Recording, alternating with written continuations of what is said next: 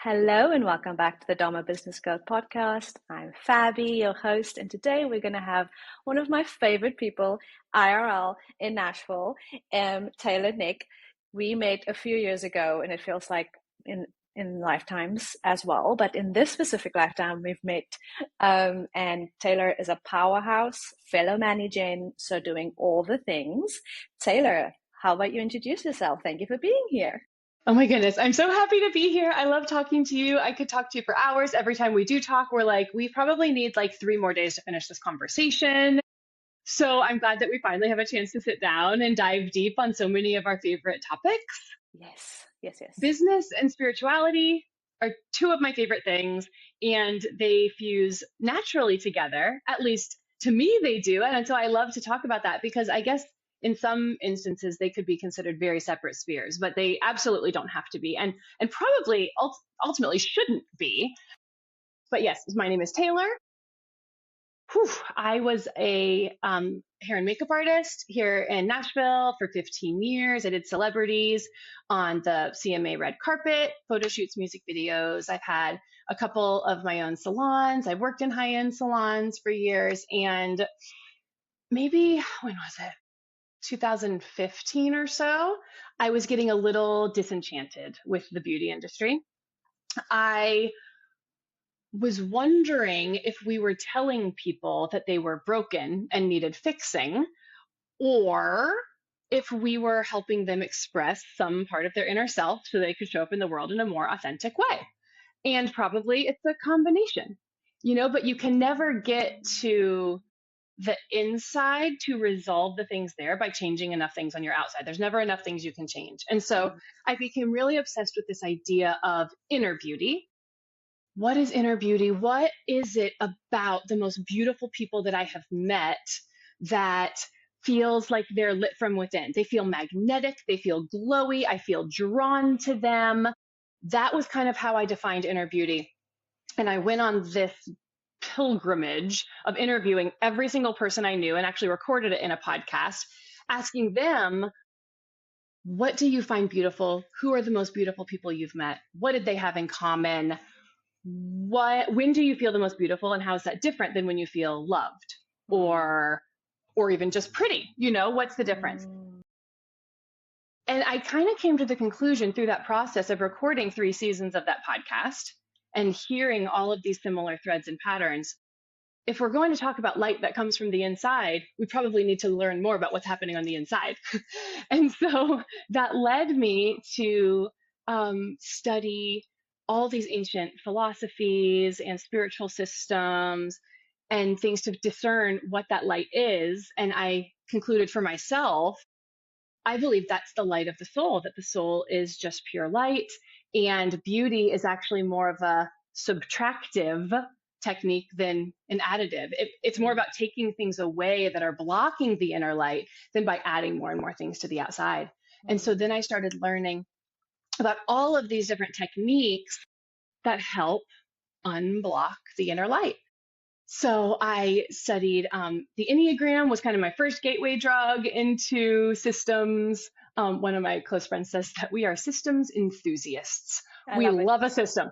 Love a system. I know you love a system.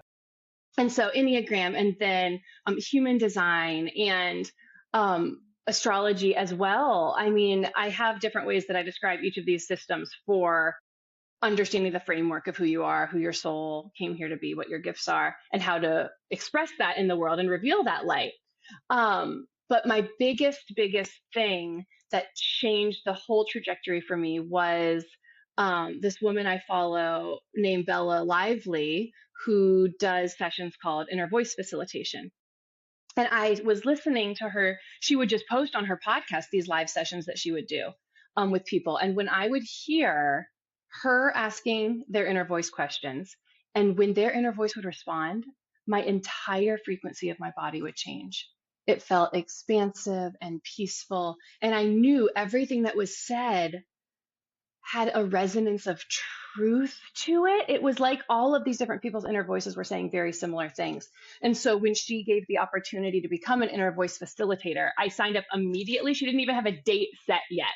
I paid the course thing and That practice, the language that she put around it, has been the most transformative thing for me. Even though I realize now, growing up in a Christian tradition, I've been doing inner voice facilitation my whole life of just asking a question to my deeper inmost self that is peaceful and loving and not this, rampant mind, and waiting to see what comes up.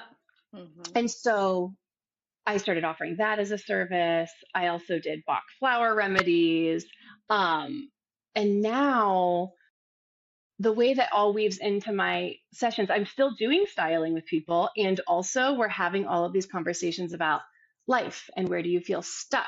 And I'm doing Reiki facilitation, the whole time I'm touching them and I'm in their bubble and we're shampooing. And it's become this really cool, sacred way of unblocking the soul on so many more deeper levels than just external styling. And in my own business life, how that all comes together is one, understanding who I am through all of these systems and the gifts that I have to offer. But two, utilizing inner voice facilitation as a two-way dialogue with your soul, with your higher self, with your guides, Mm-hmm. to make every single decision on my path moving forward, whether it's my personal life or my business life. So that was a long answer, but there's a lot involved in how I've gotten here, and all of those elements feel really important. It is. It is. I love hearing people's just kind of journey because it's never a straight line. And we all have these like little entryways or gateway drugs, right? Like what got you on the train, and then the train just kind of took you on a journey and you ended up here, but it took so many different ways of kind of getting here. And so something you touched on was how you use inner voice now to make decisions in your life and in your business. And that is so important, I think, especially for people who are wanting to connect more with their spirituality as a tool and a gateway to have a business, and it's more aligned with their dharma and their sole purpose versus just having a business and following these external metrics or scarcity mindset, etc. So like, how do you feel like you have been able to integrate this inner voice practices into your own life and your business? Well, it's really interesting that you say that we try to follow all of these external metrics of what a business is supposed to look like, what it should look like with air Mm-hmm, quotes, mm-hmm, mm-hmm, which all of our conditioning, which is what actually blocks the light of our soul, is all of this mm-hmm. conditioning, is just anything that we say we should be. Exactly. Because if we're saying we should be something, we feel like we're not already that, which means it's not inherently part of ourself, which means maybe that's not what we're supposed to be. Mm-hmm, If we're not mm-hmm. already it, then maybe that's not it. Yes. And when so I have a space in town called the Healing Society that you and I do a lot of work at together, and we've got to be present at a lot of events there together. And when I was creating it, technically it is a business, again in air quotes, because I provide a thing and people pay for that thing. And yet the whole idea was I knew so many talented healers in town, and none of them had a place to bring their gifts to the world. And the world needs their Mm-hmm. gifts so desperately, especially right now. And I was infuriated that it was so difficult for gifted, compassionate people to be able to bring their gifts and compassion into a world that needs it. And so I was like, if we just had a space that I can fill with pretty furniture and Wi-Fi, then we can all just offer our, gifts and sessions and teachings and things there. So that was the whole idea. But as I was creating this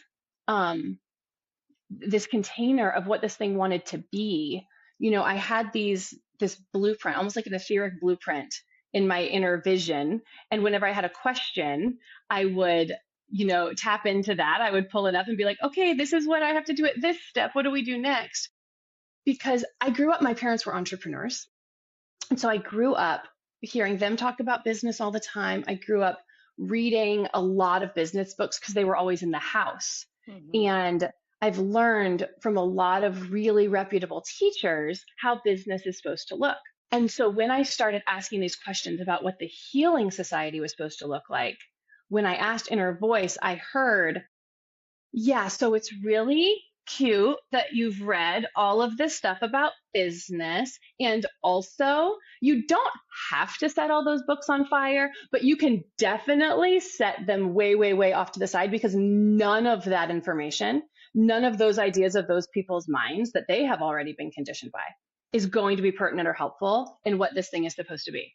It's not supposed to be a hierarchical system. It's not supposed to have these really particular facts and figures and benchmarks and ROIs and those terms, I was told, are not helpful for what this wants to be, because this is not supposed to be a patriarchal container.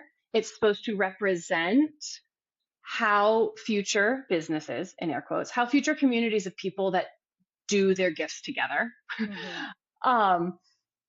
can look as this new world continues unfolding, and as the divine feminine continues weaving this more receptive, nourishing presence into our current state of being. So they said, we don't need those masculine projecting systems, because this healing society is supposed to be a receptive container, and it's a complete 180 of that frequency. So don't look at those plans. When you have a step that needs to be taken and you don't know the answer, ask us. We will open the blueprint and we will tell you how to move forward each step of the way. You can't look at a previous map because the map hasn't existed yet. You're creating this map as you're living it.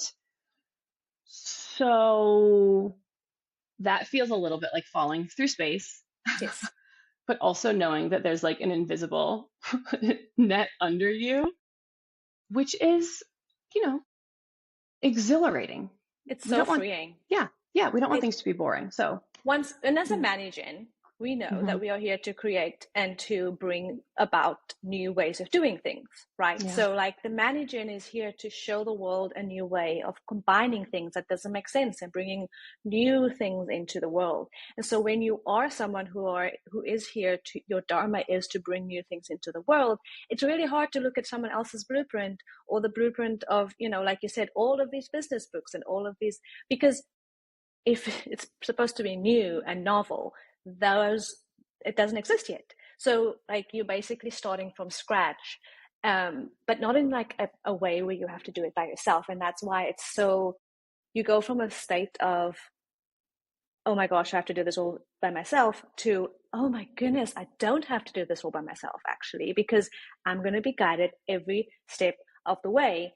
And like you were saying, it is a new way of looking at what a container could look like, because I think there's this like right now I'm picking up on this, like the energy of like moving so much into the feminine and saying like, oh, we're going to like completely forget about the masculine. But I think we are not forgetting about the masculine. We are reimagining what the divine masculine could look like and what a container could look like that actually holds the feminine and not suppresses it. And so all these structures may seem masculine, but they actually never were divinely masculine, right? They were all just so in the frequency of control and toxicity. And so now we are saying, okay, how can these containers still hold the feminine, but not kind of constrict her? And how can it be a container that is supportive and really standing in the divinity of the masculine? Mm-hmm. Yeah. And it's interesting because I was having a conversation with someone who I feel very aligned with spiritually recently. And she was saying, I would never call myself a feminist. And I was like, what? You wouldn't?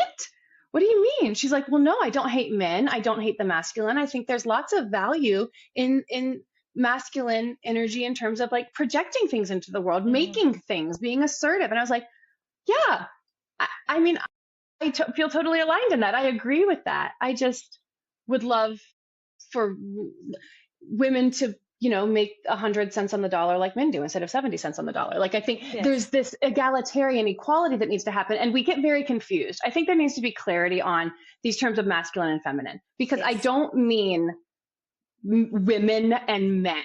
I don't, when I say feminine energy is rising in the world right now, I don't mean actual women are getting more physical power in the world. That may be a symptom of the divine energy of feminine rising, but that's not the point. It's like you can't make yourself beautiful by putting more makeup on.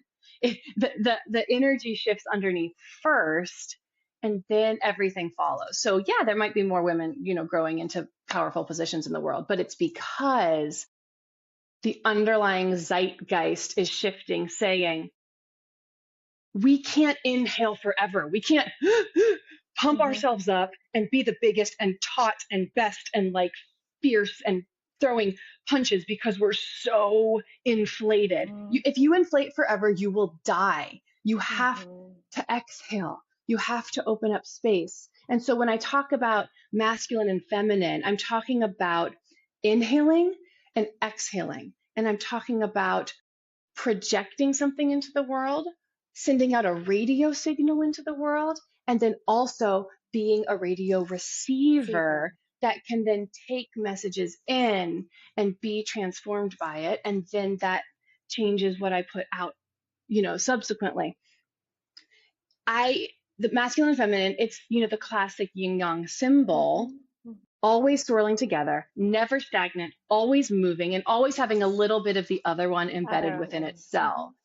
So I think that's really important we're not trying to completely disrupt or deconstruct the masculine. We're just trying to find a semblance of balance. And the pendulum has been so far to one side. The pendulum 100%. Has been so far to one side. It has to swing probably a little too far the other way before we're like, oh, that also doesn't feel right. And then it kind of lessens and lessens in this wild swing until it can find a middle way of balance. The thing that I'm recognizing is that we actually are deconstructing the masculine in its current form, because the masculine in its current form is not divine masculine. It is very toxic. It is not rooted in the masculine energy that is we all have inside of us, right? So it's this the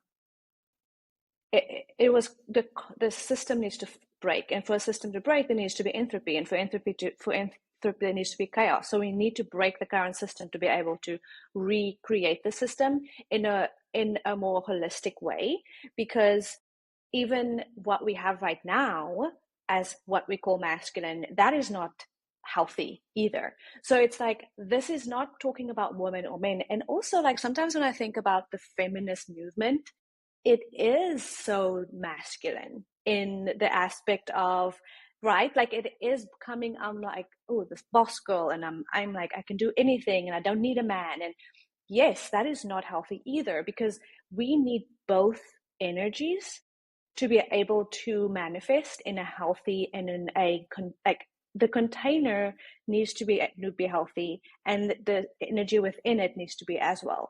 And I think a lot of specific women who are healers, they may be a lot too much in their feminine and not enough in their masculine, right? So like you said, the pendulum is sometimes swings so much to the other side where there's no structure, there's no container, and so they aren't connected to their divine feminine in a way that is safe, because for this divine feminine to be really kind of fully embodied, she needs to feel safe in her masculine. And how many of us have daddy issues and is like has relationship issues and have this like wound when it comes to the masculine and the father wound, etc.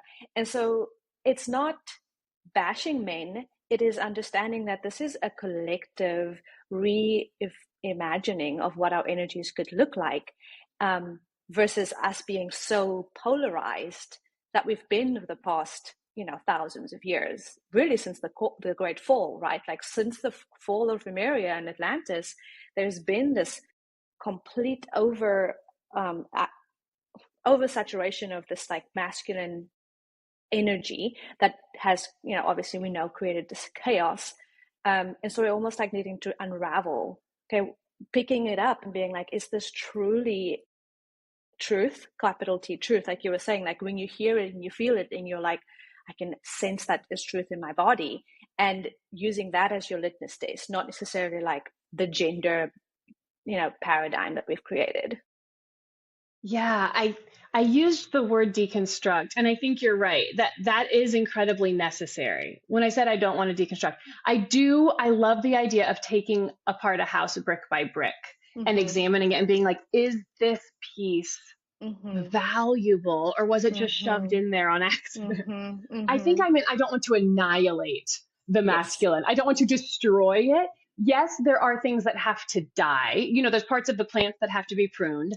And yet the plant has already seeded to allow more Yes. growth to happen. So Correct.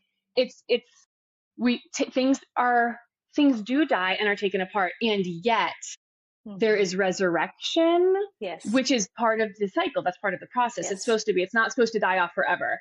And I do love that this wave of the divine feminine is rising. And I don't want masculine to die off forever. Like I said, you can't inhale or exhale forever. There has to be a flow. And you're totally right that so much of this desire to not be oppressed by masculine systems is reflected back on itself in the same patterns as the masculine systems. Like, especially like you look at third wave feminism, especially like the late 80s and early 90s, and it's power suits and shoulder pads, and which is physically trying to make the female look more masculine. Yeah. I'm going to bulk myself up. I can be you, but better, which isn't the point. It's I can be me in the most whole, beautiful, helpful, supportive way. And then we support each other. And I'm not, of course, just talking about men and women. I'm talking about these principles of softness versus solidness in a way. It's allowing what this rising of divine feminine energy is doing is not just opening doors for more nourishing, receptive, gentler systems, which it is, but it's also saying to men in our society, and not just men in our society, but anyone who has been told you have to buck up and man up and have some balls and frickin' deal with it and not tap into any of this stuff moving inside you. It's allowing that system of rigid overcompensation to soften. And it's saying there's a gentler way. It doesn't have to be so balls to the wall. Like, there's a gentler way to do things. And if we talk about feminine power rising, the only visuals that we've had for power in the last 11,000 years have looked like dominating, have looked like brute strength, have looked like taking down a lion with your bare hands, because that was necessary for survival at that time. What's necessary for survival moving forward is a softening and a gentleness. Because otherwise we're going to destroy ourselves from the inside out. Burn out. Yeah. We're just going to burn out. So we have to really reimagine what power can look like in a more balanced and healthy way. And of course, we've been demonstrating it in the only way that we've known how for eons of generations. Of course, it has looked like I need shoulder pads to be powerful. But maybe it doesn't have to look like that. And I see that in you. I see how you show up in a soft, receptive, and also assertive way. It can be a balance. Yeah, I always see the masculine container as like a semi-permeable membrane. So like when you think about a cell, the cell has a membrane that is around it, but it's not restricting the cell. It is moving with the cell, right? It is the river banks. It's not constricting the river. It is helping flow of the river. And as someone who has such significant masculine energy inside of me, I've always been assertive, and I've always had these traits that were told to me, oh, it's too much, or you're too much, or you tone it down. And so it certainly has been a process of me to like, how do I internally really work with both my masculine and my feminine, and not vilify the one or lean into the other too much. And I really do believe that like your feminine aspects of self won't be able to come forth if it doesn't feel safety.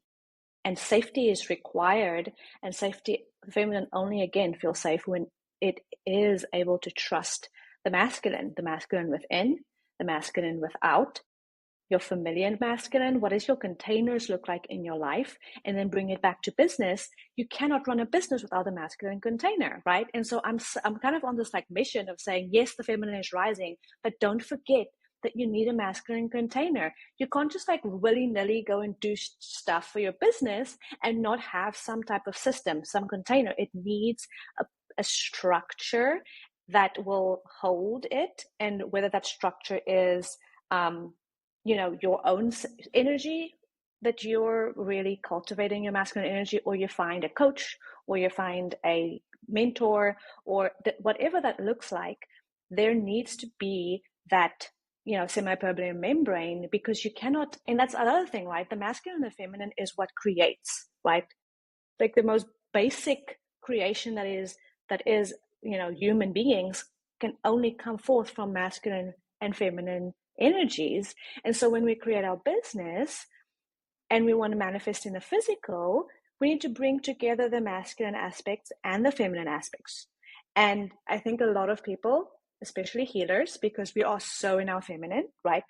And when I say in our feminine, I mean things like downloading things and doing healing work and being so connected and empathic, and all of these things are beautiful. But if you don't have a masculine container, then you're going to charge enough for your work. You're going to have all these worth wounds. You're going to overcompensate by, burning out or giving too much, because you don't have that structure that is necessary to be able to really get into, manifesting in the physical, whatever wants to be manifest.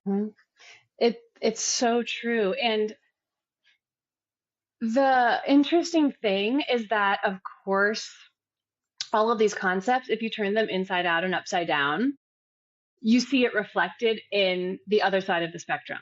And what I mean by that is the divine feminine we think of as just being open space and incredibly flowy. Mm-hmm. And also, I have come to understand it as the ultimate container. It is the underlying container of everything. So when I was studying astrology in the last couple of years and learning about how there's this really beautiful pattern of ebb and flow as you move around the wheel, I was so confused that Capricorn, which is the sign known for being people facing and a hard worker and striving after goals and having systems and sticking to them day after day after day, is a feminine sign. I was so confused. And frustrated that I could not wrap my head around why Capricorn is a feminine sign. And so like I do with anything that frustrates me or confuses me or stresses me out, brought it to inner voice in my morning quiet time. I did my meditation. I opened up my journal and I said, why is Capricorn a feminine sign? This doesn't make any sense. Mm-hmm. And they said, if the divine feminine is the dark void, is the womb that holds space for everything to come into being, what is more foundational than having the platform to stand on? Mm-hmm. If the womb doesn't exist, nothing can come into form. Alan Watts, one of my favorite philosophers, talks about how when you look at a page in a book, all you focus on is the words. This is the matter. This is why this is important. This is what's being said. He says the divine feminine is the page that the words are printed on. Yeah. So if we think about the underlying fabric of reality, what they showed me was it's like a big open dark void. And then I started to see this like honeycomb framework kind of appear. And so there was all of these cubbies, and like the void isn't actually empty. The void has this framework that then the things that are coming to being. If you think of big, open, wide outer space, there's an invisible framework, and this is a planet that's going to go in this cubby, and this is a black hole that's going to go in this cubby, and things don't crash into each other because there's this scaffolding holding them together. When you're building a skyscraper, you can't do it without scaffolding. And the scaffolding is what holds space for then the structure that's actually going to be the one that lasts. And then the scaffolding goes away and moves and forms and becomes scaffolding for something else. Yeah, really, really wild to think about. Because when it came to the Healing Society, it said this is a feminine community, a structure, in that it is egalitarian, in that it is very nurturing, in that it holds space for spirit to come in. The feminine can be the outer walls of the membrane. It's because it's the open space and it's receptive. Yes. And you can't collect things if you don't have a bowl to put them in. Otherwise, they just flop all over the place. And then the thing that comes in and sits in the bowl is a masculine thing because it's a structure. But the space that is the emptiness of the bowl before it gets put in is actually feminine. Okay, so I just remembered something that was mind blowing for me. So you mentioned the yin yang, right? And so I've always, similar to you, thought that the black was the masculine and the white was the feminine, and then they each had a little bit of each other in it, right? And that's not inaccurate, but what came through a year ago was that the black is the dark feminine, the white is the light feminine, and the circle around it and the little circle inside, like the swirl thing. That swirl in the circle around it is the masculine. The dark feminine and the light feminine is Gaia, Sophia, and Yahweh. Like the three primordials. It's like the feminine is both dark and light, and then the masculine holds it all, but it's not. And so like when we tap into our dark feminine, the Kali, the like you were saying, the Gemini, that is as much feminine as the light feminine of Sophia, and what we see as quote unquote, the typical feminine traits. It is this and then the form and then creating the form, whatever is coming into physicality is the masculine, because the masculine rules physicality. And so when you think about it as like this, you have the form, spirit comes into form. The act of spirit coming into form is the combination of the divine masculine and the divine feminine, because spirit feminine rules the spiritual realm, and the masculine is the kind of the ruler, or is here to protect and to hold and to in the physical.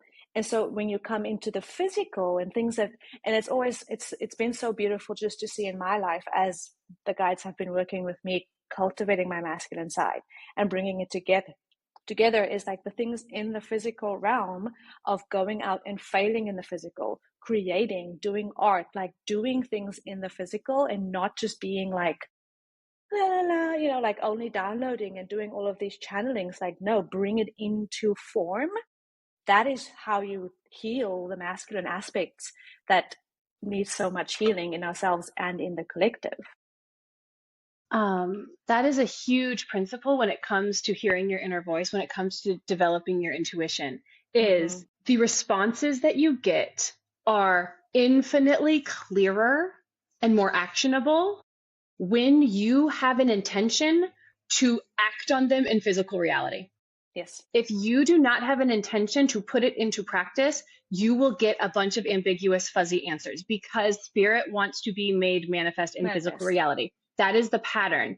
Edgar Cayce, one of my most influential teachers, said, spirit is the life, the mind or imagination is the builder, and the physical is the result. And that's the Holy Trinity. It goes spirit and then blueprint and then physical. Everything that exists in physical reality came through an etheric blueprint first. It had to know where the molecules were supposed to connect. Spirit wants to come into fruition. And the urgency with which you plan on manifesting what you hear from your intuition also increases the clarity of it. If I say, am I supposed to quit my job ever? It's very ambiguous. But if I say, am I supposed to quit my job tomorrow? Oh, no. Okay. Even if I'm not happy at my job, if I ask about the immediate present, all you can ask about is now. Now, It's so much because now is the clearer. only thing that exists, right? And if we bring it back to business decisions, which, hi, we're here to talk about business. And We're it's back. everything is spiritual, right? Yes. But when I ask about long term business goals, my inner voice is not interested. It says that's boring. What are you doing today? What are you Yes. doing perhaps tomorrow morning, but mostly today? That is the guidance that I get. That is the only Mm-hmm. guidance I get. I want the entire blueprint at once, and they say you can't handle the truth, like that in the movie. But Yes. they're like, no, you get the next step, maybe 1.5 steps if you're Yes. lucky. If you get up to 5 steps, you will have a panic attack. You will say, Yes. I don't know how to do that. I don't see how those pieces are going to come together. So they're like, listen, it is actually more compassionate for us to tell you what to do in the next 2 hours in your immediate right now that is actionable. And I have found that when I'm looking for guidance for my business decisions, that is the only way of being. When I say, what's the 6 month plan? What's the 12-month plan? What's the 5 year, 10 year plan? They're like, who cares? You could get hit by a bus next month. Why do you care what happens 6 months from now? Cross that bridge when you get to it, which is also very opposite of everything I read in the business books Mm-hmm. growing up. Mm-hmm. Everyone wants a There, 5 year plan. Everyone, like, what's your 5 year plan? I have no idea. I've always been like that. Like even like in high school, I was like, I don't know what my 5 year plan is. I'm going to like, this is what I'm, this is I always see it as like, this is my North Star, not my destination. Like I'm oriented in the right way. Like that's what I check. I'm like, is my orientation still, in alignment? Okay. Now that's all I'm looking at. And then now I'm looking down. What's the next step? And it's like this visual that like the tiles, as you step on the tile, it's lit up and that's all you need. And basically you should just look at your feet and do what you need to do. And this coach I had was always talked about like you have at max 5% that you need to do, and then spirit, the universe, whatever you want to call it, as 95%. So just do your 5% and let go of the rest, which is the most infuriating thing sometimes, as you know. I sure do. Because I want to know all the steps, which is so human of us. And I always say, right, which I'm saying this because I heard it, I hear you, that this wasn't something I thought of, but we're human because we're human, right? We can't expect ourselves to be not human. These traits that we have of impatience and wanting to know all the steps, and being frustrated by not trusting divine time, all of these things are human traits, and we came here to experience the full breadth of humanity. And so holding space for yourself and not being like, oh my goodness, I wish I could just be this like guru that's sitting on top of a mountain and being able to like be spiritual all the time. No, if you've had lifetimes where you were that, probably, but I always say, if you were supposed to be a guru on a mountain, you would be a guru on a mountain. You are not. You are living with kids and a spouse and family, and you need to go to the grocery store. This is the life you chose to live right now. And I think we have I think it's dismantling that this idea of being spiritual is just being in meditation all day. And this is another way that spirit wants to be in form, right? Like the old ways was kind of extricating yourself from reality and going into meditation for hours. But that's not what we need right now. We need to bring it into our trip to the grocery store. Like, how can you bring it in, like bring these practices into your daily life, not kind of create this thing where you have to like remove yourself from day-to-day life and go sit on a yoga mat. Yeah, that's actually not incredibly helpful. Because if you can't No. access the spirituality in your day-to-day life, what's even the point of it? Isn't it supposed to help you navigate your human Mm-hmm. experience with more grace and Mm-hmm. patience? And Exactly. um, I, yeah, I have been learning a lot about surrender over the course of this year so far, and I was particularly wrestling with a directive that I got back in February, which was, it was, oh yeah, I know what it was. It was exactly 4 weeks before Easter. So I guess it was the middle of March. And the directive I got was for the next 4 weeks, for the remainder of the Lent season, that I didn't grow up practicing because I wasn't Catholic, but I have always thought was a really cool thing. What can we eliminate to then fill back up with spirit? I think that's a really, really cool idea. And what I heard was, for the remainder of this Lent season until Easter, we would suggest letting go of all of your to-do lists. We know you have 8 or 9 to-do lists. They are very full. They have categories and subcategories. They have due dates. They have deadlines. They have, baby steps to get to the bigger steps. So what would it be like for the next 4 weeks to literally not open that app and forget, and just like not get access to any of the information on it, and ask in every moment, what is the most life-giving thing I could do right now? Didn't love that. Would not recommend. Would recommend, and also didn't love it. Like for the first, in retrospect, like the first 2 weeks of it was just anxiety. And when I was sitting with it and wrestling with it, it was like, but what if I'm forgetting something? So I didn't know that I had ADHD growing up as a child. I was told I was spacey, I was ditzy, I was forgetful, I was called a dumb blonde all the time. And there's a huge part of me that finds safety in having lists so that I don't forget something that's actually important, because I don't want to be seen as unintelligent, like, ooh, there's still grief there. Like, what if I had known that my brain was more pattern oriented and expansive when I was young? That's a whole other conversation. But so there's a lot of not feeling safe and not having access to all of the information because I don't want to forget things that are important, because I am responsible for a lot of things, responsible in air quotes, because what they told me is, it seems like you have an underlying fear here. You don't trust that spirit is organized. You think that spirit is swirling mist that has no path or plan, and that if you don't hold on to every single detail, they're all just going to dissolve into the ether. Mm-hmm.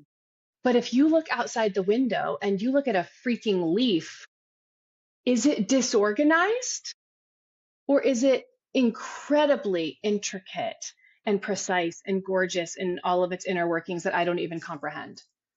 And they also said, if you say, this is what I want to have happen, and this is the way that it needs to come into fruition, you have eliminated 99.99999% of the ways that spirit could have come in and surprised you. And you could have been surprised and delighted, and now you demand that we do it this way. And by the way, you only think you should do it that way because that's what you've seen everybody else doing, and it's not even that much fun. It's not even the coolest way to do it. So how about you just let that freaking expectation go? Your brain probably loved that. Your ego. So it has been, oh my gosh. Yeah, surrender is the word. Is the word of the year. And I feel like, okay, I released that layer. I released the to-do list. Now in the morning, I say, what is the most life-giving thing I can do today? What should I focus on? And then a whole new layer comes up, and they're like, oh, now this is the next iteration of this curriculum. Now you get to release this whole other thing that you have not been surrendering.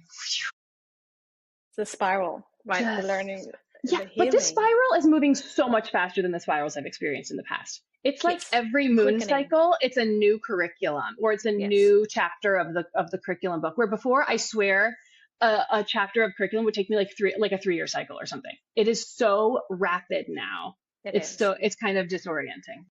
But it's this quickening that's happening, and I think it's certain of us who are at like warp speed on the like autobahn, and they're like, go.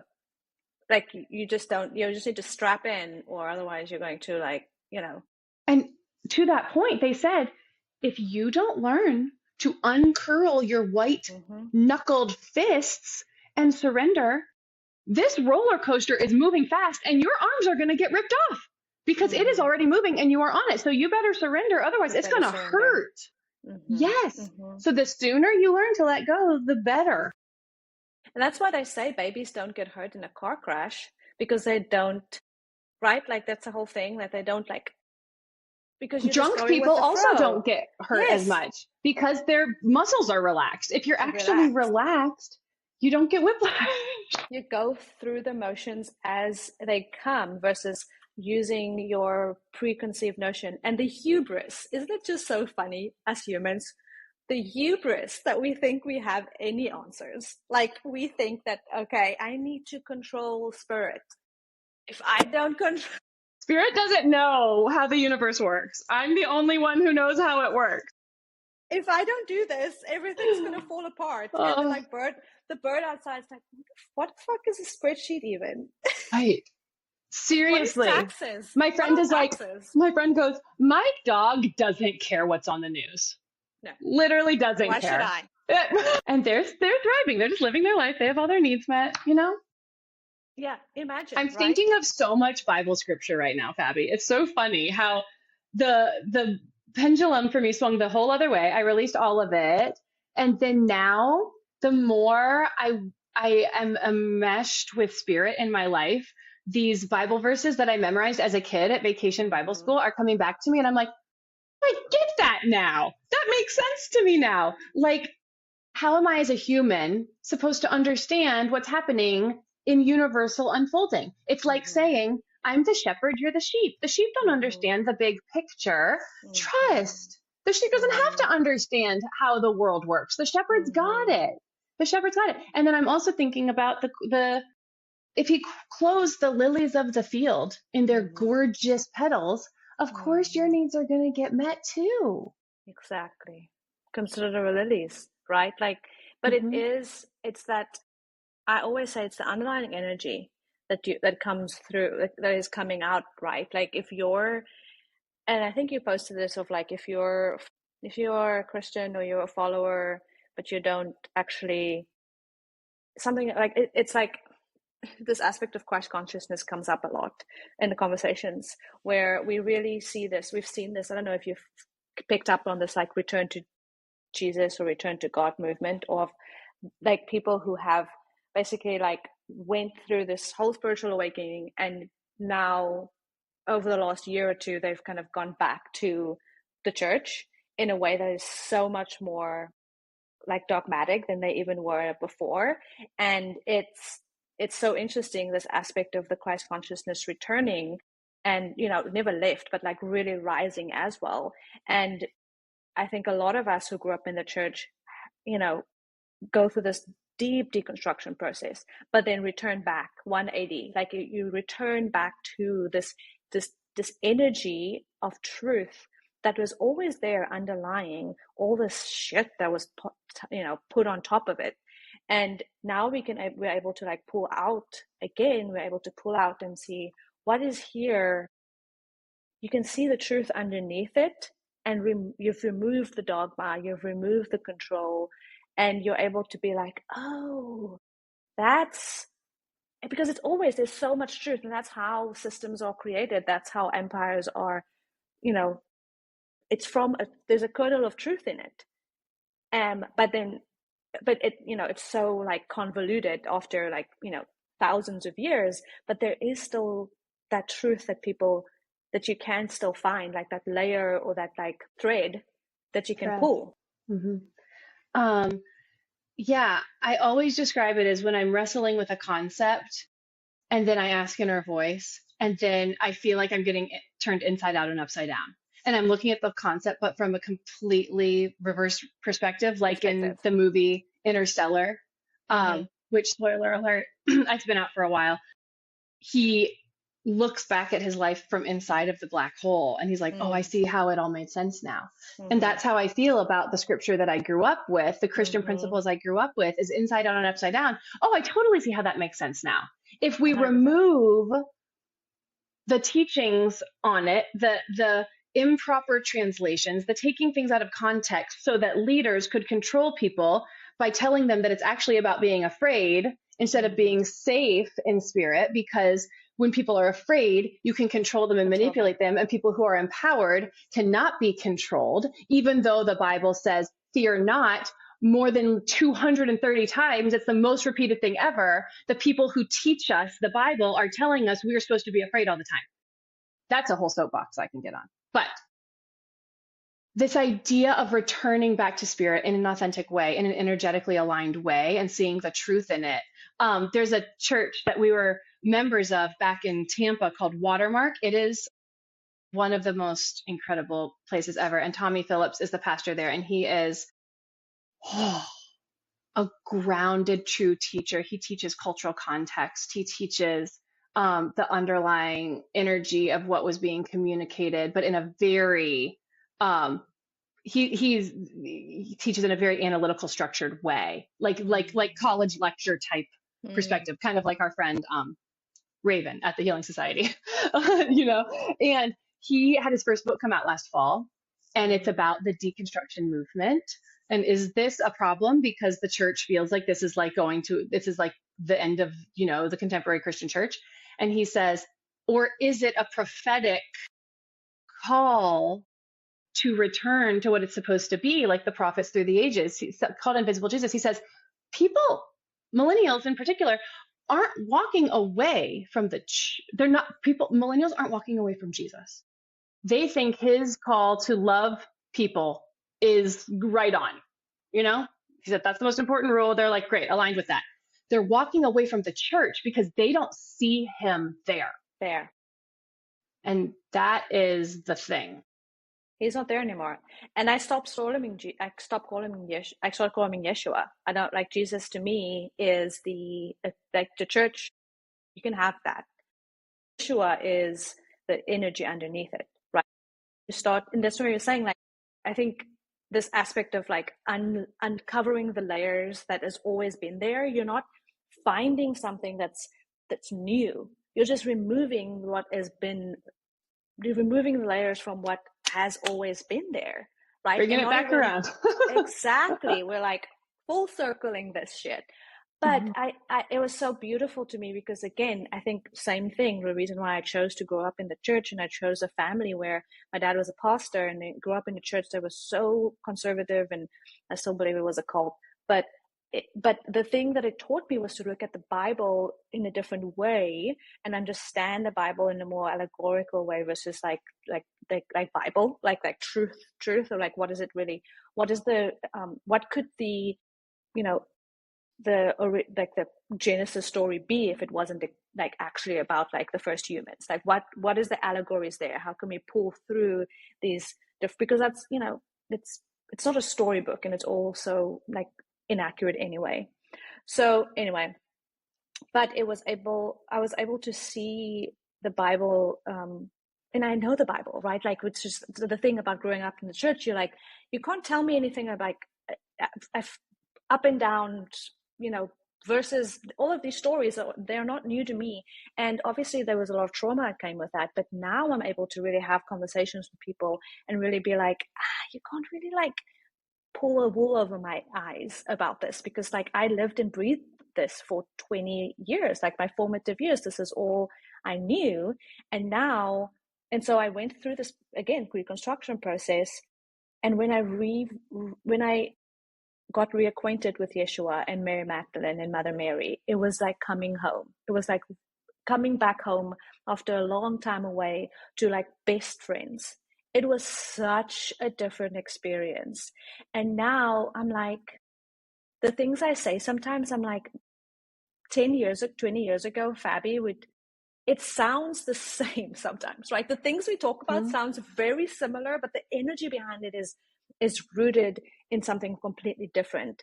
So it's like this universal truth underlying this aspect of this Christ consciousness is so different than the Christian church and the Jesus that they've created, and like this moniker of a person and one-dimensional like being. Have you ever read the book called Remember Union? No, but I've heard about it. Okay, writing it down. Very good. It speaks of Mary Magdalene's kind of life in, there's so many of them. There's so many, Mary Magdalene stories. But she's been coming up often, I think, for a lot of us. And, at this aspect of the feminine rising, like reclaiming and like working with her, like work with the Marys, love the Marys. But, 20-year-old Fabi would turn it over in her grave if she knew how much I work with, archangels, and how much I work with the Marys and Yeshua and Yahweh, like these quintessential characters or aspects or archetypes that were so rooted in my Christian upbringing that I was like, no more. And now it's like, we're besties, we're back. We're back, baby. It's also interesting. I think often about when I talk about inner voice, the Bible says in Psalms, in the secret quiet place, that's where you are. That's where I can hear you. And I mean, I have a regular morning routine of having a quiet time, of meditating, and then dialoguing, journaling back and forth with inner voice, which is what the church was always trying to get me to do as a kid and a teenager. And I was like, boring, because I hadn't felt the connection yet. But when it talks about listening to the still small voice within, when it talks about when you pray for something, have the confidence that it's going to come into fruition. When it talks about Jesus saying, the kingdom of heaven is within you, which also translates to in your midst. Mm-hmm. It's in the zone. It's in the ether moving between your atoms. The kingdom of heaven is in the quantum sauce that is shifting through you, and you access it through going within. Like, it all is so much more meaningful now. And it was true the whole time, but I wasn't taught it in a way that made it personal. Yes. Yeah. There was this removal. There was this, and that's what I always craved, right? I craved this personal relationship because I could feel, my soul could feel like this tether that I knew existed, and it still exists, but I couldn't find it because the teachings were so removed from that. They were so like, don't trust your body. It's like your body is where it is. Yes. Right. And so It's so interesting because it's obviously so divinely created, because the church has so much power, and with great power comes great responsibility. But also it's like, the neural pathways are there, which is amazing, right? Because they're there. It's just, we need to deconstruct and reconstruct to get to the other side of it. And like you said, inside out and around. That's it. But it's there because we grew up in it. We were baptized in it, quote unquote, right? Like we know. And literally, right? But we know the stories. We are familiar with the energy, even though it was bastardized and is still being bastardized, but we are familiar with that energy imprint or signature. And once you're able to find inner voice, once you're able to find your intuition, once you're able to know what truth feels like, you can go back to it and be like, oh, so you're not learning from scratch. You know what I mean?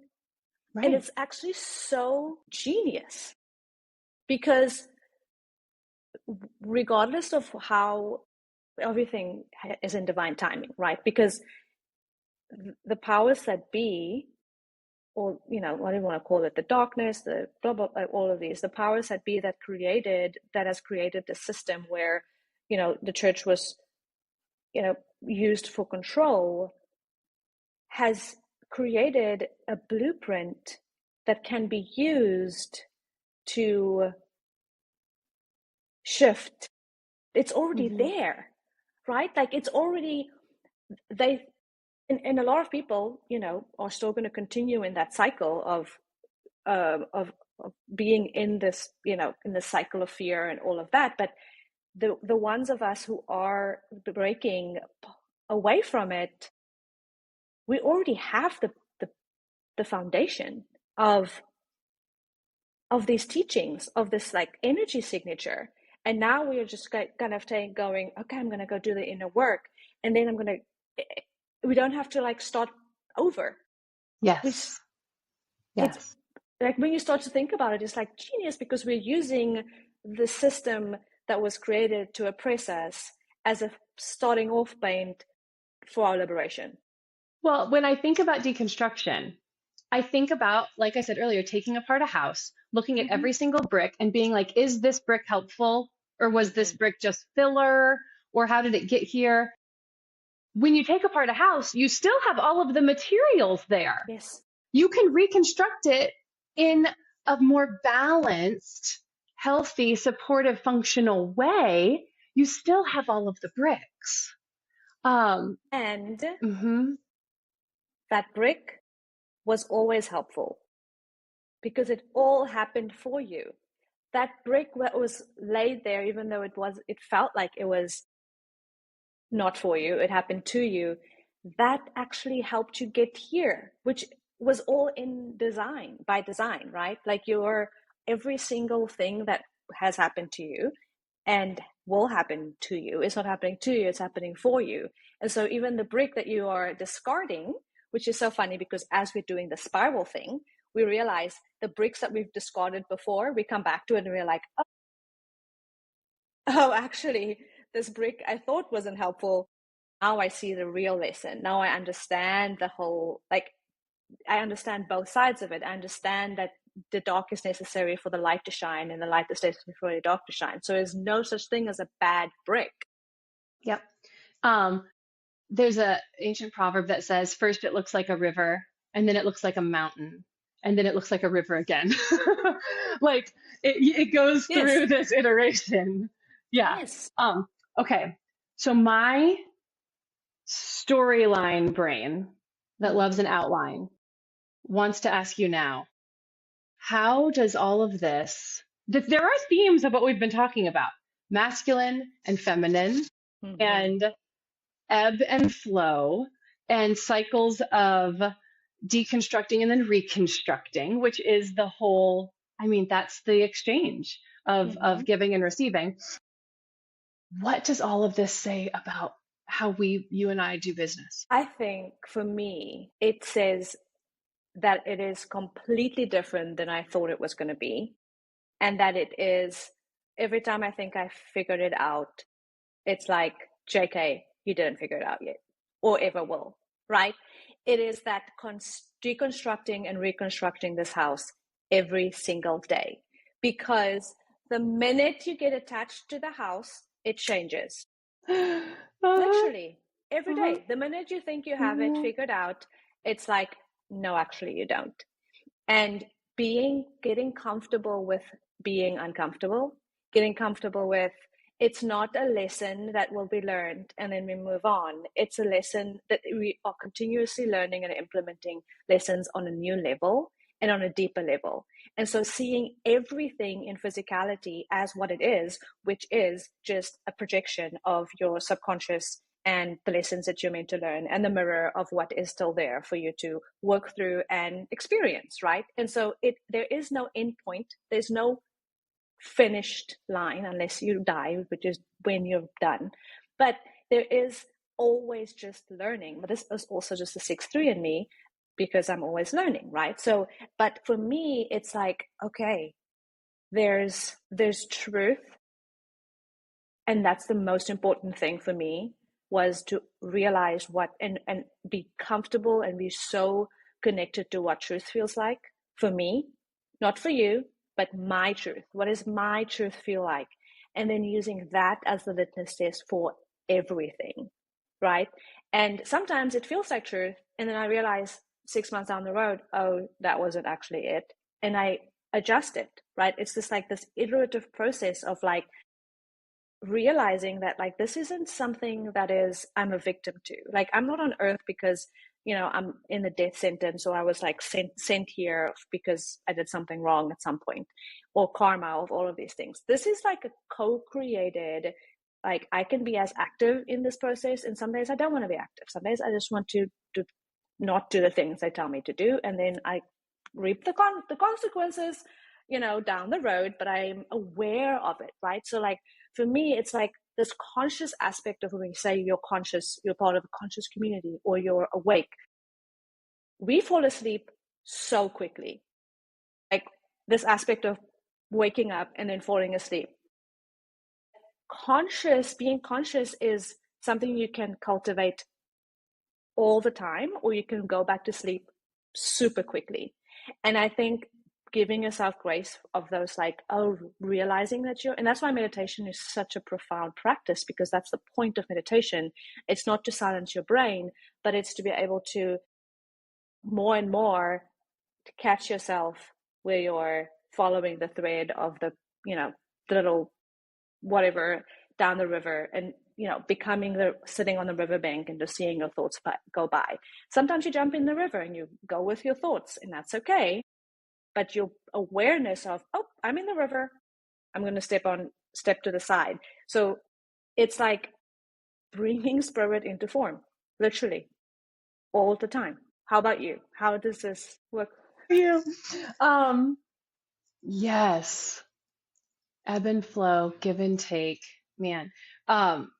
When you said it's just, you realize that you're just constantly uncomfortable because you're constantly growing. And if your comfort zone is constantly growing, you're always going to be just on the outside of your previous comfort zone, which is going to be uncomfortable. And that means you're doing it right.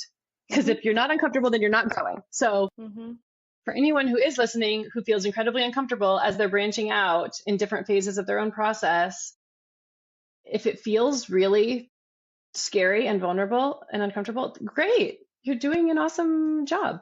One of my favorite books that was really life-changing for me is Alan Watts. I'm bringing him up again, but his book called The Wisdom of Insecurity opened my eyes to when I feel like I'm falling through space and I have no ground under me. That's actually my most lucid moment. I thought that was when I was having an existential crisis and I would slip into like a depression of what is reality. And that was only because my mind was saying I shouldn't feel that way. But when I was having an existential crisis and I was like, everything feels meaningless, what's the point of this? Which is also in the Bible, which made me feel less alone. Alan Watts said in The Wisdom of Insecurity, yeah, everything is changing every single micro millisecond. If it feels stagnant, that means it's dying. So the sooner you can get comfortable with feeling insecure, the more you'll be able to flow and be present for what's actually happening and stop resisting it and fighting it, because it's the resisting and fighting the change that's actually causing your suffering. And I think that is incredibly, incredibly poignant when it comes to business, because every single day the needs are different. Your customers need different things. Your employees need different things. The expenses change. Everything is always changing. And it's like, if we have this house, we're taking the bricks apart. We're rebuilding them in a new way. We're taking them apart. We're rebuilding them in a new way because the weather might change. It might be windy and it needs a different structure now. So being able to be fluid, or be like water, they say, okay, we're going to freeze and be like ice when we need to stand strong against the wind. Okay. And now it's really, really, really hot out. So we're going to melt and become fluid, but we're not disappearing because now we're just water. And then when it gets really, really, really hot, we might turn into gas and spread ourselves more thin because things are heating up. And then also we're going to rain and it's all going to settle back together again. Like, to be able to exist in constant change is to be able to be flexible and adaptable and be able to pivot. And the way that Nassim Haramein, who's a physicist who talks a lot about black holes and consciousness and electrons that bounce from our dimension to the quantum and back again, and how that's how information is relayed, which could get very esoteric very quickly. But he says all of the electrons in the atoms are disappearing and reappearing all the time. It's not this stagnant diagram that I was taught in school, which is a circle in the middle with like things orbiting it, like our solar system. It is similar to that because as above, so below, except that all of the things in these orbits, all of these electrons are constantly disappearing and reappearing. So it's more like a cloud of mist than like a steady track of orbit. And he says, where are the electrons going before they're popping back? They're going somewhere. and then they're coming back and reality is slightly shifted every time this happens. What if they disappear, they drop off all of the energy that they've collected, all of the information, all of the messages that need to be delivered into this Akashic pool, and then they come back with a new directive because, oh, the pool has changed now, it's shifted, and now we can go different directions. He says the definition of consciousness is to observe something that's happening, be aware that you observed it, and then can make a change, and then you make the change, and then you observe the change. And then you're like, oh, now I can do something about the change. And it's this radio signal out, observe what happens, receive the next radio signal, integrate it into your own body, embody it, and release the new system. And I think that's what it is with business. It's always, what messages am I getting from my customers? What messages am I getting from the world and the way the world is moving? I have to be observant of how my environment is changing so that then I can feel into what would be the next most helpful iteration of myself in order to impact it in the most helpful way. And then I observe that and then get the new information. And it's the cycle of how we interact with our environment. But understanding that our environment is changing because of how we are internally, right? So like with the double split experiment is like you are influencing your environment, and where you are in your process is going to adjust what you're seeing, because we are all wearing, different glasses. And so you may see something completely different from the same environment than I am, because I'm influencing that environment because of my subconscious, and my neurons are having a conversation without me even being aware of it. So my subconscious is creating this environment, and understanding that like your subconscious work is probably one of the most important things you can do for your business, because that is what is creating the reality that you're in. And it isn't this like separate thing from you. You are the physical manifestation of like everything that you are is going to be shown in this mirror that is your reality. So we have our own realities. Every single person has our own like little VR headsets on, and our VR headsets show different things. Even though the illusion is that we are in the same reality, but we really aren't ever, because it is all being manifested through our subconscious. So the best thing, and I always tell people, the best thing you can do for your business is do your inner work, because it is all going to come through, whether you're trying to call in new clients. If you have not grown to the capacity that those clients you'll be able to hold them, then they're not going to come. They're not going to come because you don't have the capacity to hold them where they need to. So if you start to see stagnation in your clients, go internal. It isn't go market more, or go do all of these external things, right? Like reach out to people in their DMs and like do another reel. No, it's turn around and be like, what is happening what is the lesson I need to learn right now? Where can I soften? What is the season we're in, right? Like that's the other thing. We are seasonal beings, and the trees don't bloom 12 months a year, but we have this notion that we are supposed to be go every single day and every single month of the year. And you burn out because we can't continue to, like you said, we can't inhale for the rest of our lives.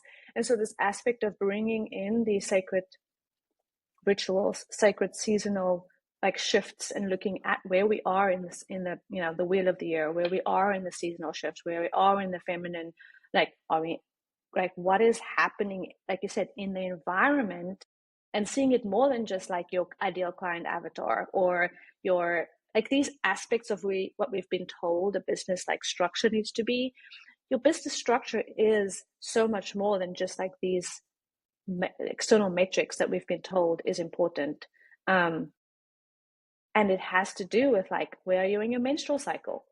Where are you in, like, all of these things are going to impact where you're meant to serve, like your energy is meant to serve. And then similarly, when you were talking about your waiting for your environment, or having your environment really dictate your awareness of it, is the whole aspect of human design. It's all about, regardless of your type, you are expected, the how you're meant to work with your energy is going to be either in response to your environment, it's either going to be waiting for an invitation from your environment, it's going, informing your environment. It is always this relationship that you have, this continuous dialogue with the systems that are internal, external, in the collective consciousness. And so it's so beautiful just to realize that we're not taking off our business hats and putting on our spiritual hats, and taking off our spiritual hats and putting on our business hats.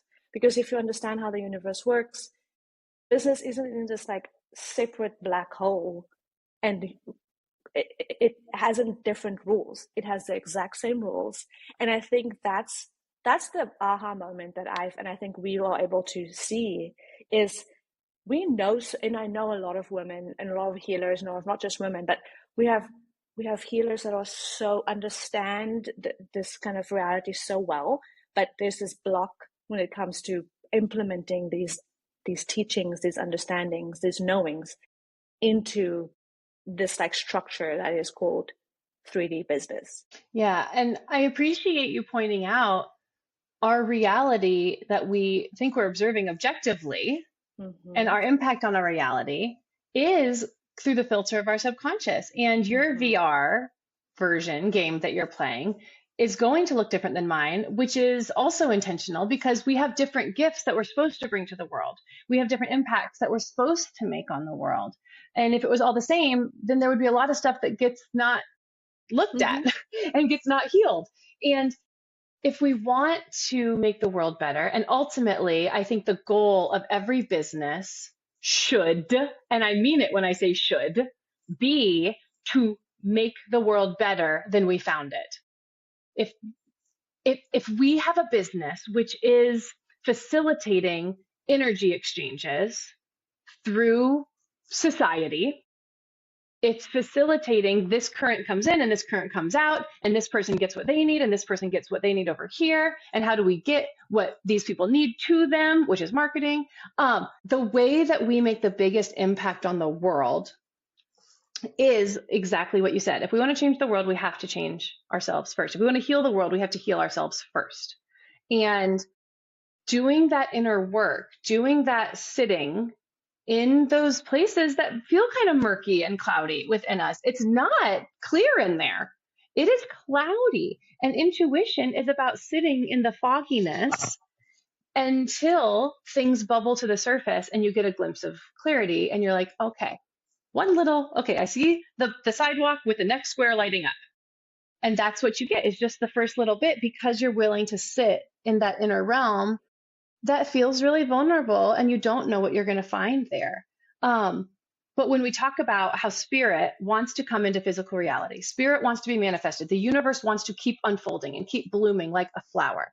And we are, again, the hands and feet of Christ. I'm just tying all of the things together right now. If we are the ones that are supposed to usher spirit into physical reality, we aren't able to hear and see what spirit wants to made manifest if we're not sitting in the space to do it.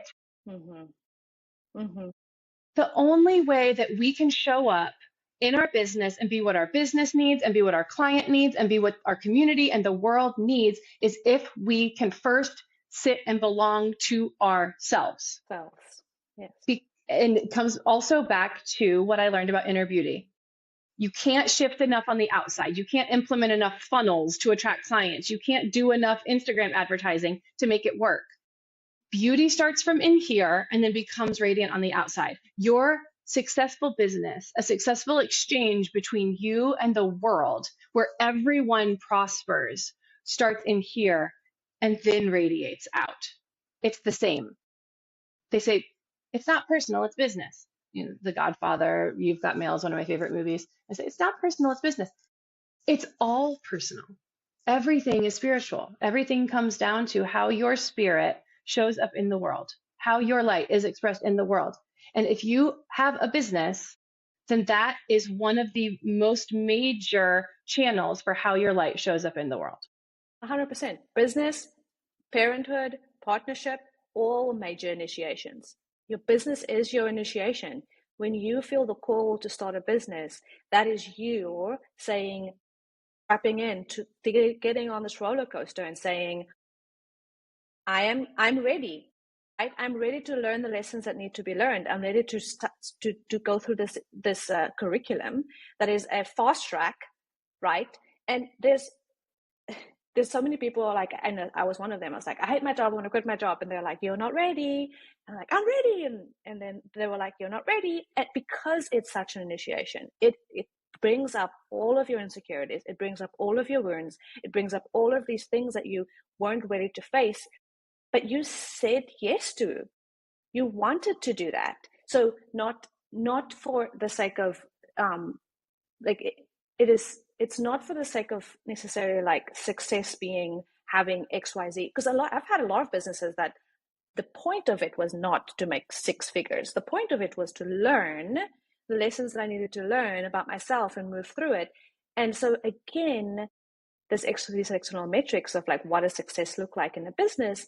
It's not 10K months or whatever you've been told, right? So it's this aspect of like, is it a business or is it your Dharma? Because those two things are very different. And if you're really strapped into, okay, I want to live my Dharma and I want to, be the most aligned and live my purpose in this incarnation, it's a roller coaster. It's not smooth sailing. It's not easy. You are stepping into an initiation. You're stepping into an initiation. And like, we don't have mystery schools, but our businesses are, just like motherhood, just like parenthood, just like partnership. It can, if you give it the opportunity, if you take the opportunity it is providing to you to be able to learn the lessons, you can fast track your ascension, basically, which is so much better than making 10K months. Like, So who funny. cares about 10K months? No, it's so funny.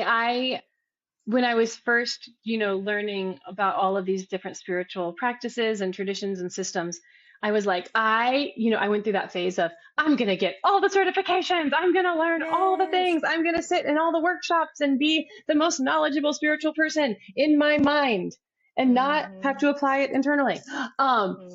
Every time I wanted to sign up for another certification, inner voice was like, you don't need it. You don't need it. And even when I was opening the Healing Society, when I was working on the website and the business plan and all of the things, I remember saying to Inner Voice, I'm so impatient because Manny Jen, ADHD person, perpetual impatience, perpetual restlessness to get to what's next.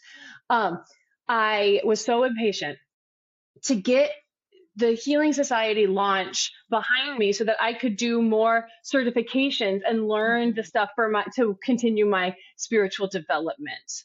And they went, and now, pretty much 3 years in from when I had the original vision from it, I have no desire to do any more certifications. I'm like, what can this person's brain tell me? I'm glad that worked great for them. And also I know how to listen to inner voice. I know there's nothing anyone else can tell me that will benefit me when I already have a constant dialogue with spirit. And I learned that because I had to freaking trust along the way, you just have to. Yeah. They were like, you've done this lifetimes, multiple. You want that, like, no offense, like old white man to give you a certification for something that you've literally done for multiple lifetimes. And we all go through that, right? The imposter syndrome, the adding, these different things on your website, or to just be like, oh, I did this and I'm doing this. And when I see people lead with that, I almost like, interesting. Well, when I learned, bringing it back to human design, when I learned that open G centers are regularly looking for titles and roles and certifications because they don't have a clear sense of who they are and what their identity is, it was like arrow to the heart, because I had like a list of all of these programs that I wanted to do. And it was like, you're doing that because you're trying to understand who you are. But who you are is meant to be flexible, and who you are is meant to be a chameleon. And you are supposed to mirror the people that you sit opposite from, because that makes you relatable. And that also makes you empathic. That makes you able to put yourself in someone else's shoes. You're not supposed to have an incredibly clear perception of what you love and who you are and your exact next steps, like someone with a defined G center. You don't need all of those labels. That's for other people. So this is interesting because I have a defined G center, and I realized because I have an undefined heart, the reason why I wanted to do all of those was because of my worth wound. Yes. Right? Like it wasn't to know who you were. Mine was to know who am I? How do I describe myself? Yeah. Correct. Mine was because of the conditioning of feeling like it's going to make me more worthy. It's going to prove my worth, right? And so we need to have a whole other conversation just about human design. We really could. That would be awesome. That would be really, really helpful. We can talk about human design all day. So before we kind of close this up, we're at like 1 hour and 30 minutes. What do you have going on right now? I know you have some retreats that you're planning. Talk a little bit about that. Yeah. My goodness. Yeah. So many things. The Healing Society is about to do a big fair. We're launching our first like artisan craft market. We're going to have service providers doing readings, human design, and we'll have tattoos, and we have food trucks. It's going to be really, really fun. We want to start doing that more often. So people can keep an eye out for that. We're going to do it probably a couple times a year. I am leading a retreat in Egypt in January of 2026. And we are half full already. Registration has only been open like 2.5 weeks, and we're half full. So that might be full by the time this comes out. I don't know, but even still, there are many more retreats coming. I also want to do a chartered sailboat trip through the Greek Isles. It's a 57-foot sailboat. Talking about the primordial sea and the divine feminine and sinking into the void and navigating that dark, chaotic, subconscious, archetypal space, all while sailing on the Mediterranean Sea, doing all of that work. I can't wait. So that's probably going to be fall of next year. I can't even, it already feels so powerful. Like I feel my chest buzzing when I think about it. That's how good it is. I have a sci-fi fantasy novel that I wrote that I'm obsessed with. It's my favorite. I've done quite a few things in my life because I'm a Manny-Gen. And also this is my favorite thing I've ever done, which is crazy. It's my favorite thing I've ever done. It talks about the light of the soul. It talks about listening to inner voice. It talks about your guides. It talks about where we come from and remembering who we truly are, but through the guise of romantasy, which is one of my obsessions, and it is so fun. I cannot wait to put that out in the world. So that's coming soon.